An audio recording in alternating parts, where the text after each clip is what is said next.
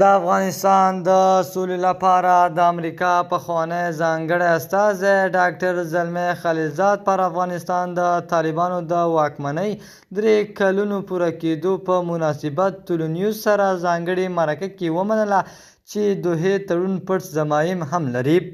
په سلامونو مو هرکلی کوم د AFG نیوز چینل درنو لیدونکو سلام ستړي مشئ وخت مو په خیر پام مو راګرځوم د دې ساعت تازه او مهم خبر ته او په سر کې یادونه کوم ملګرو که مو چینل نه وي سبسکرایب کړی د تازه او مهمو خبرونو لپاره در سره AFG نیوز چینل په درنښت سره سبسکرایب کړئ. خو نوموړی وایي چې دغه پټ ضمایم 2 موارد دي.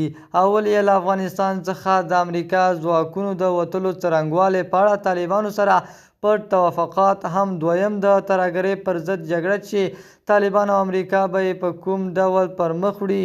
د ترهګرۍ ضد جګړې په برخه کې د امریکا تقاضا وه چې څه ډول ترسره شي او طالبان یې باید څه ډول ترسره کړي. د ښاغلي خلیلزاد په وینا دغه موارد د رازونو د خوندیتوب لپاره پټ دي ترڅو د طالبانو او امریکا ګډ دښمنان ترې ناسمه استفاده وکړي. ښاغلی خلیلزاد وایي له افغانستان څخه امریکا ځکه ووتله چې افغانستان د امریکا لپاره مهم نه و. هلته د اوکراین مسله وه چې چین سره د رقابت او مسایل موجود وو، خو اوس هم له طالبانو سره د امریکا اړیکې شته دی او وخت ناوخت پر مسایلو خبرې کیږي. د AFG نیوز چینل درنو لیدونکو دا و زموږ د دې ساعت چمتو شوی خبر.